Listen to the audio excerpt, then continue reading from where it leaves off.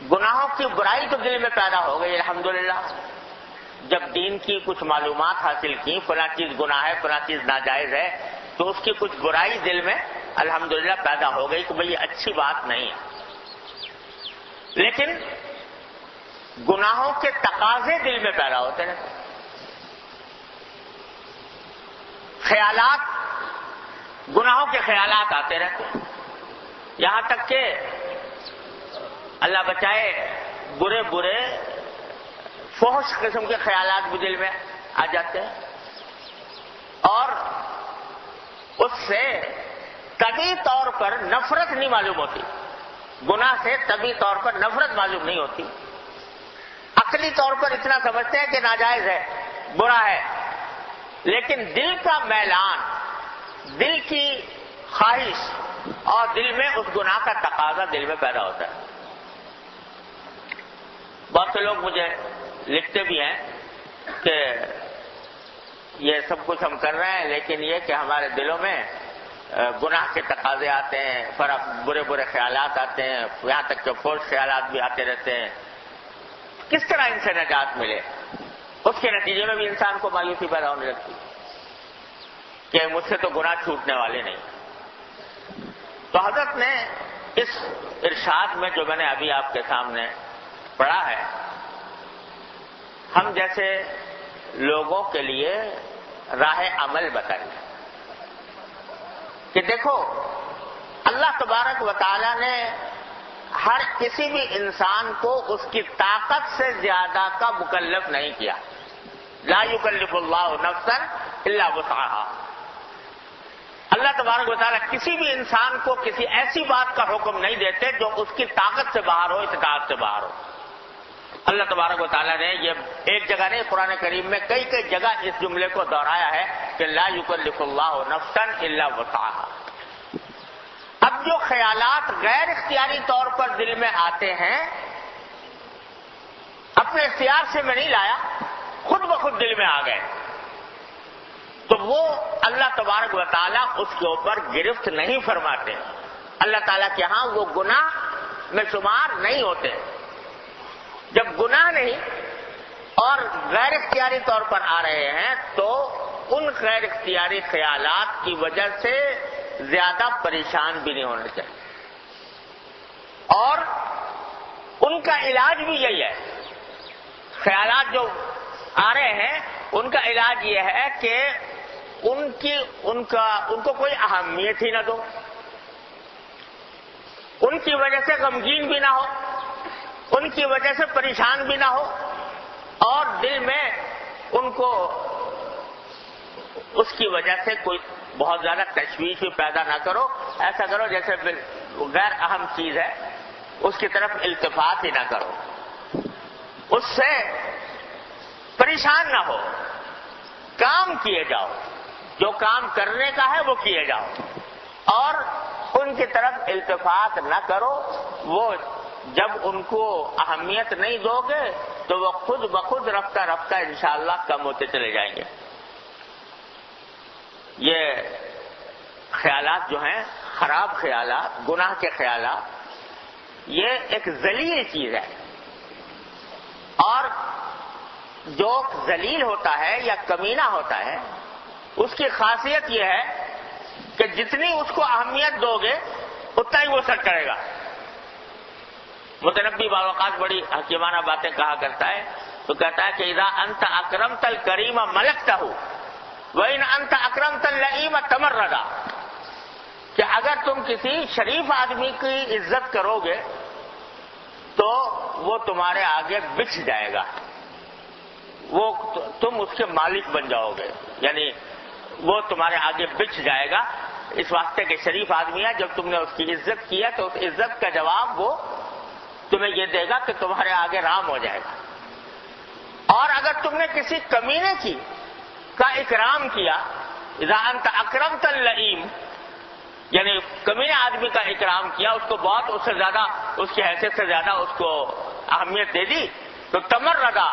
وہ سرکش ہو جائے گا، وہ اور تمہارے سر پر چڑھ جائے گا. تو حضرت فرماتے ہیں کہ یہ جو خیالات غیر اختیاری طور پر آ رہے ہیں، چاہے گناہ کے ہوں، چاہے فحش خیالات ہوں، برے برے خیالات ہوں، یہ ایک ذلیل چیز ہے. اس ذلیل کا علاج یہ ہے کہ اس کو اہمیت ہی نہ دو,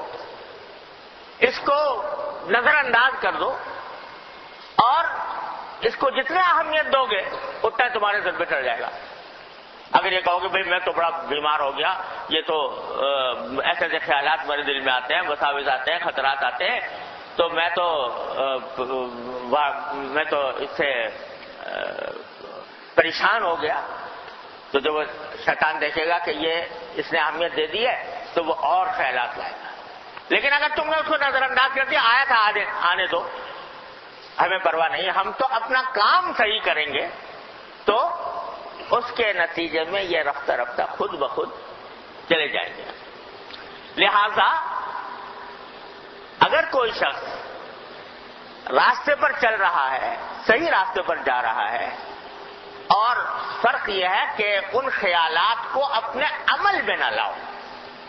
ان کے مطابق اپنے عمل کے اندر کوئی گناہ کا ارتکاب نہ کرو. محض خیالات آتے ہیں تو آنے دو, ان سے پریشان نہ ہو, ان سے اپنے آپ کو مایوس نہ کرو. اسی طرح عبادات کے اندر جو بسا اوقات لوگوں کو خیال ہوتا ہے کہ بھئی کتنے لوگ ہیں کہ جن کو نماز کے اندر کا شوق ہوتا ہے, ذوق ہوتا ہے, اللہ تعالیٰ کا نام اس میں گرامی آتا ہے تو رونا آ جاتا ہے, گریہ طاری ہو جاتا ہے, قلب میں ذوق اور شوق کی کیفیت ہوتی ہے, تو وہ ہمیں حاصل نہیں ہوتی. سال ہو گئے نماز پڑھتے ہوئے, سال ہو گئے اللہ تعالیٰ کا کلام پڑھتے ہوئے, سال ہو گئے اللہ تعالیٰ کا ذکر کرتے ہوئے, کبھی آج تک رونا نہ آیا, کبھی گریہ طاری نہیں ہوا. تو اس کی وجہ سے یہ سمجھتے ہیں کہ یہ ہماری جو عبادتیں ہیں یہ معاذ اللہ یہ بیکار ہو رہی ہیں, اس کو زیادہ اہمیت دے دیتے ہیں, اس کی وجہ سے پریشان ہونے لگتے. یہاں تک کہ خاص طور سے ان لوگوں کو یہ بات بہت زیادہ پیش آتی ہے کہ جو حج کو گئے یا عمرے کو گئے بیت اللہ شریف, اب وہاں پہنچنے کے بعد لوگوں کے اندر یہ بات مشہور ہے کہ جب آدمی پہلی بار بیت اللہ شریف کو دیکھتا ہے تو اس کے اوپر گریہ طاری ہو جاتا ہے, رونا آ جاتا ہے. ہوتا بھی ہے ایسا بعض اوقات کہ گریہ طاری ہو جاتا ہے. اب کوئی گیا اس کو گریہ طاری نہیں ہوا, رونا نہ آیا, دل کے اندر کوئی ابال پیدا نہ ہوا, کوئی جوش پیدا نہیں ہوا, ایسا لگتا ہے جیسے دل پتھر ہو گیا. لیکن اس دل پتھر ہونے کے باوجود اگر تم نے طواف بھی کر لیا, آداب اور شرائط کے مطابق, صحیح بھی کر لی آداب اور شرائط کے مطابق, کر تو لی, لیکن بعد میں دل میں دکھ ہو رہا ہے کہ بھئی یہ سب کام تو ہم نے کر لیے, لیکن نہ کوئی ذوق ہے, نہ کوئی شوق ہے, نہ کوئی ابال ہے, نہ کوئی جوش ہے, یہ تو ایسے یہ خانہ پوری ہو گئی, اور جو اس کا اندر جو لطف آنا تھا, اس میں جو کیفیت پیدا ہونی تھی وہ ہمیں حاصل نہ ہو پائی. تو لوگ بڑے پریشان ہوتے, اس میں بڑے پریشان ہوتے, اور خود میرے ساتھ گزر چکی ہے یہ کیفیت. تو پریشانی لائق ہو جاتی ہے کہ کہیں ہم تو شقاوت قلب کے پتہ نہیں کس مقام پر پہنچے ہوئے ہیں کہ یہ سب کچھ کیفیت ہمارے اندر پیدا نہیں ہو رہی. یا مثلا ابھی سیلاب کی مصیبت آئی ہوئی ہے لوگوں کے اوپر, لوگ بے سر و سامان ہو گئے ہیں, خانہ برباد ہو گئے ہیں. بہت سے لوگ ہیں جو اس مصیبت کا تصور کر کے ان کو رونا آ جاتا ہے, دل میں بے چینی پیدا ہوتی ہے,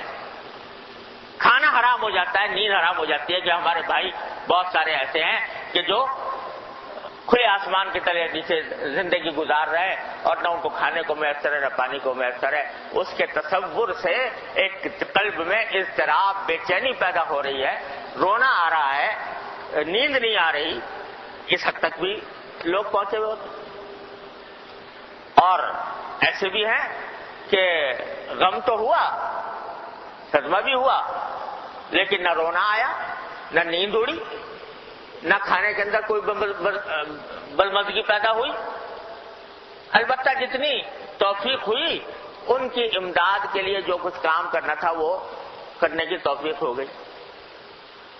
تو بھائی یہ اس کی وجہ سے پریشانی ہوتی ہے کہ بھائی دیکھو وہ کتنے خوش نصیب ہیں کہ ان کے اوپر اس مصیبت کا اتنا اثر ہے کہ